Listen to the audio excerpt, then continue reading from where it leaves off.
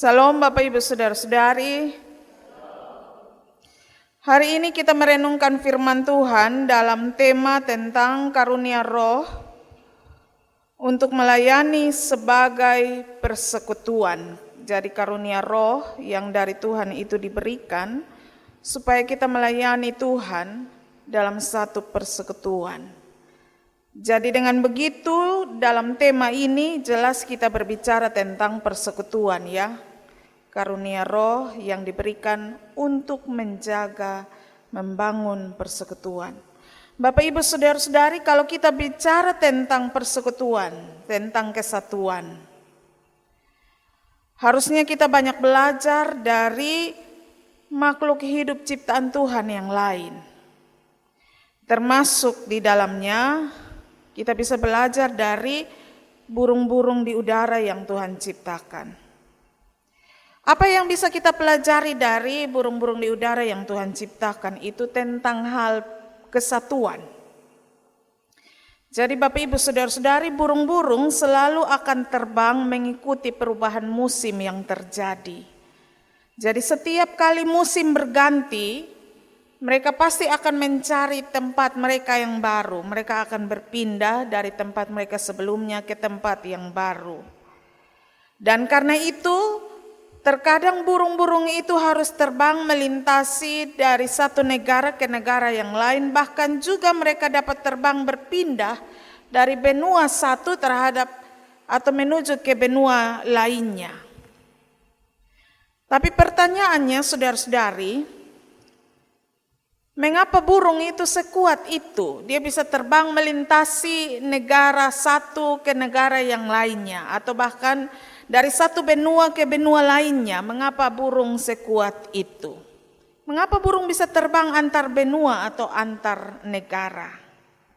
Jadi dari hasil penyelidikan Bapak Ibu Saudara-saudari, burung itu diciptakan Tuhan dengan sangat kuat.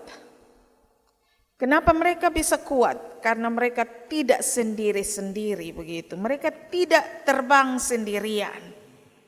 Burung itu adalah jenis binatang yang sebenarnya termasuk dalam binatang yang mudah lelah ketika mereka terbang dengan jarak yang jauh sekali. Jadi sebenarnya burung tidak bisa terbang melintasi negara yang satu ke negara yang lain, apalagi mau lintas benua, tidak bisa. Jadi tentunya untuk bisa terbang melintasi negara antar negara, burung-burung yang terbang itu membutuhkan tenaga yang ekstra, tenaga lebih, supaya mereka dapat menempuh perjalanan dengan jarak yang amat sangat jauh. Dan supaya bisa mendapatkannya, mereka dapat memperoleh atau bahkan juga menyelesaikan jarak jauh itu, maka burung-burung ini punya siasat. yakni mereka tidak terbang sendiri. Ketika mereka terbang, mereka harus terbang secara bersama. Dan bahkan juga ketika mereka terbang, mereka harus membentuk satu formasi. Secara bersama mereka membentuk formasi dengan huruf V. Jadi kenapa mereka terbang dengan formasi V ini Bapak Ibu Saudara-saudari? Jadi dengan formasi V ini, burung-burung itu tidak akan kemudian mengeluarkan tenaga yang banyak. Jadi dengan formasi V itu menolong mereka untuk hanya memakai kekuatan sedikit saja. Kenapa? Karena ketika mereka terbang dengan formasi tersebut, kekuatan mereka akan menjadi berkumpul, lalu kekuatan itu akan dapat menembus atau bahkan melawan kekuatan angin yang sementara mereka hadapi ketika mereka terbang waktu itu. Jadi itu sebabnya burung-burung itu mereka bisa terbang melintas benua atau bahkan juga lintas negara karena mereka terbang secara bersama, mereka membentuk satu formasi dan formasi itu menjadi satu kekuatan bagi mereka untuk melawan kekuatan angin. Jadi dengan demikian mereka tidak akan mudah lelah untuk menempuh jarak jauh dalam perjalanan mereka. Hanya bahwa Bapak Ibu Saudara-saudari, ketika mereka terbang dengan formasi V ini, dalam kebersamaan mereka ini, mereka membutuhkan satu trik lagi yang tidak kalah pentingnya dari formasi tersebut. Jadi bahwa dalam kebersamaan mereka perlulah untuk mengetahui posisi mereka masing-masing. Lalu selain mereka mengetahui, mereka juga harus menjaga kesatuan di antara mereka. Jadi dalam formasi V itu, mereka telah tahu posisi mereka masing-masing, yakni bahwa harus ada yang jadi pemimpin bagi mereka.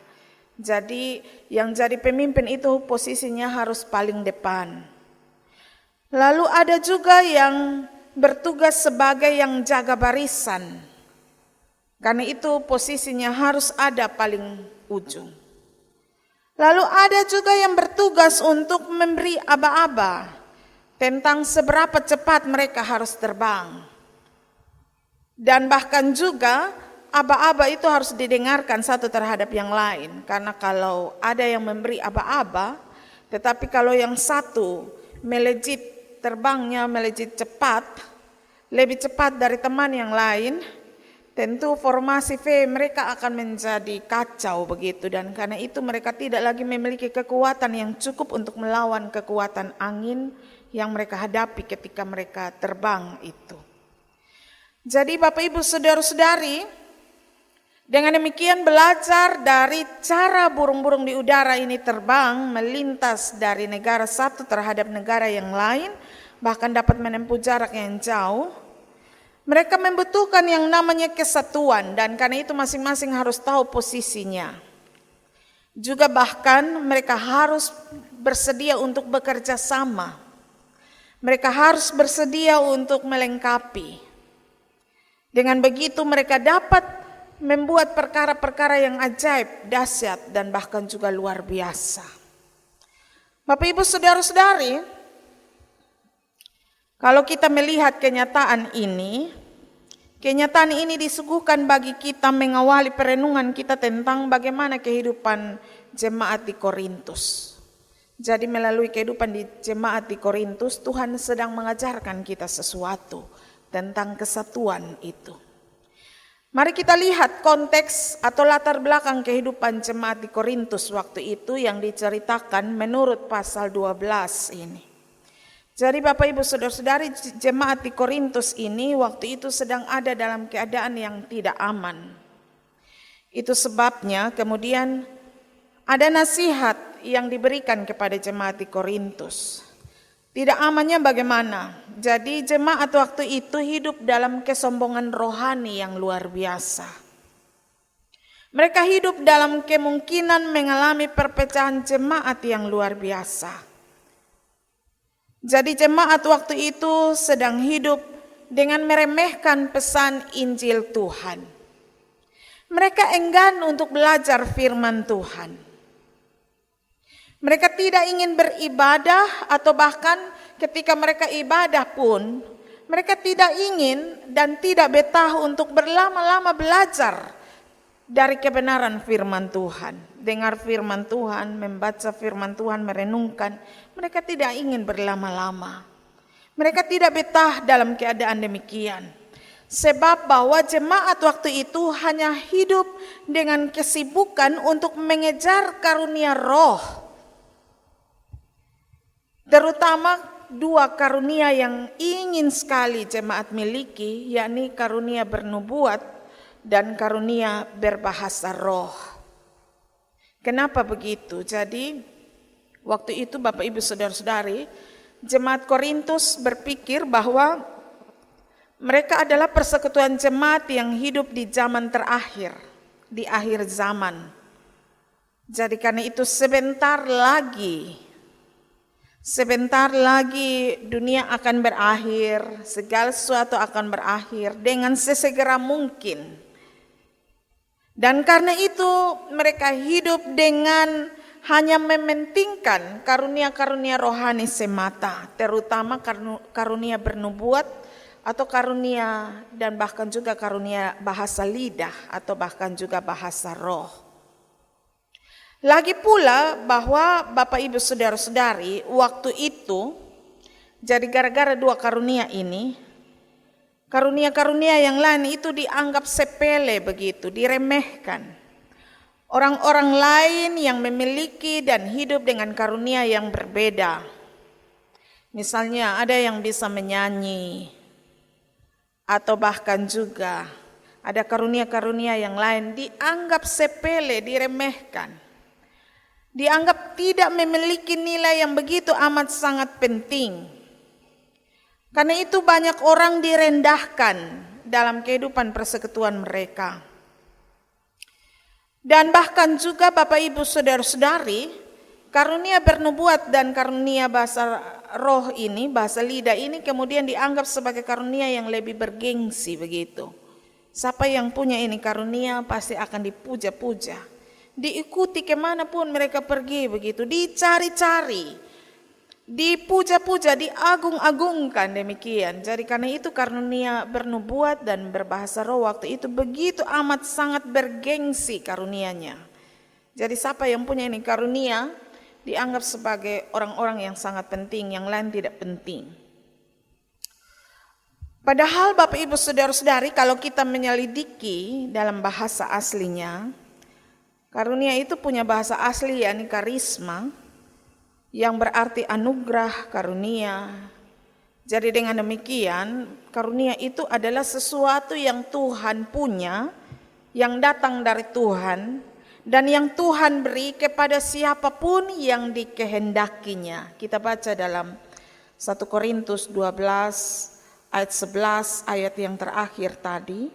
Tetapi semua karunia ini dikerjakan oleh roh yang satu, roh yang dari Tuhan, yang diberikannya kepada tiap-tiap orang secara khusus, seperti yang dikehendaki oleh Tuhan. Jadi bukan yang dikehendaki oleh manusia.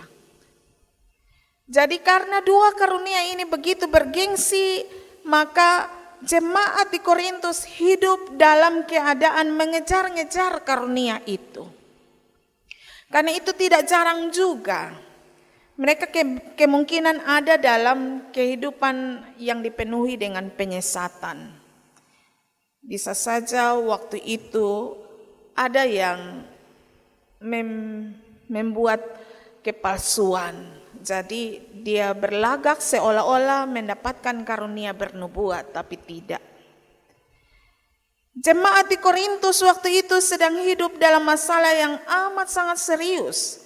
Jadi karena karunia-karunia yang diremehkan ini, karunia-karunia yang lain selain dari dua karunia ini, maka mereka hidup dalam kemungkinan hidup mengalami perpecahan senantiasa. Padahal Bapak Ibu Saudara-saudari, bahagian dari kesaksian yang kita baca 1 Korintus 12 ayat 1 sampai 11 ini disebutkan yang namanya sesuatu yang Tuhan berikan senantiasa untuk maksud baik, untuk kepentingan baik. Jadi karunia roh yang Tuhan berikan itu adalah untuk mempersekutukan jemaat, untuk membangun, dan bahkan memperlengkapi jemaat untuk hidup seperti apa yang Tuhan inginkan. Karena itulah fungsi dari roh. Roh itu mengingatkan kita sekalian tentang apa yang menjadi kehendak Tuhan. Roh Allah itu memberi kita semangat kembali untuk hidup menaati apa yang Tuhan inginkan. Dan banyak kebaikan lainnya yang Allah berikan bagi kita dengan karunia roh itu. Jadi ciri dari orang yang hidup dalam pimpinan Tuhan adalah dia bukan saja hanya memperoleh karunia roh, tetapi ia akan digiring oleh roh itu, oleh roh Tuhan itu untuk hidup dalam satu kesatuan. Jadi kalau ada yang bilang dia memiliki karunia roh Tuhan, tetapi ia melakukan pemecahan, itu bukan karunia roh yang dari Tuhan. Jadi Bapak Ibu Saudara-saudari, kalau kita baca dalam 1 Korintus 12, karunia yang dari Tuhan itu ada dalam tiga kenyataan. Jadi yang pertama itu adalah bahwa dicatat mulai dari ayat 8 itu sampai kepada ayatnya yang ke-10. Ayat yang ke-8 dikatakan bahwa ada yang memiliki karunia dalam hal perkataan. Jadi oleh pekerjaan roh Allah Di bibir mulutnya akan ditempatkan hikmat, dan karena itu ia dapat berkata-kata dengan penuh hikmat, menuntun orang pada jalan yang benar, pada apa yang Tuhan kehendaki.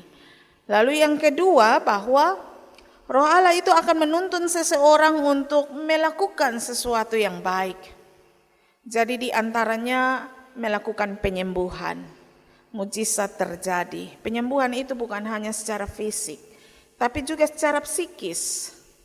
Memberi kedamaian di hati, menenangkan pikiran dan lain sebagainya. Juga bahkan yang ketiga, yakni bahwa Roh Tuhan itu akan menolong seseorang untuk mampu menafsirkan apa yang menjadi kehendak Tuhan sesuai atau selaras dengan apa yang Tuhan inginkan, bukan untuk kepentingan diri manusia itu, tetapi untuk kemuliaan dan hormat nama Tuhan. Jadi itulah pekerjaan nyata dari Roh Tuhan yang diberikan oleh Tuhan kepada kehidupan jemaat. Jadi jemaat akan dibawa dalam berbagai-bagai pekerjaan baik.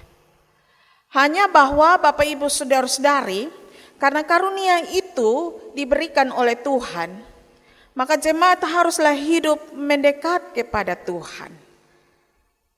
Jadi dengan mendekat kepada Tuhan, kita akan dikaruniakan pimpinan roh yang dari Tuhan. Dan bahkan pimpinan roh yang dari Tuhan itu sebenarnya hadir untuk semua orang. Nats pembimbing kita 1 Korintus 12 ayat 7 itu. Tetapi kepada tiap-tiap orang dikaruniakan penyataan roh untuk kepentingan bersama. Jadi tidak ada yang tidak dapat. Semua orang dikasihi oleh Tuhan. Semua orang diberikan pimpinan roh Tuhan. Lalu hadir dalam bentuk berbagai-bagai karunia yang kemudian kita miliki. Karena itu, belajar dari kebenaran firman Tuhan ini, maka sebenarnya baik jemaat di Korintus, kita semua dinasihati untuk mari memberi perhatian besar untuk kepentingan hidup bersama.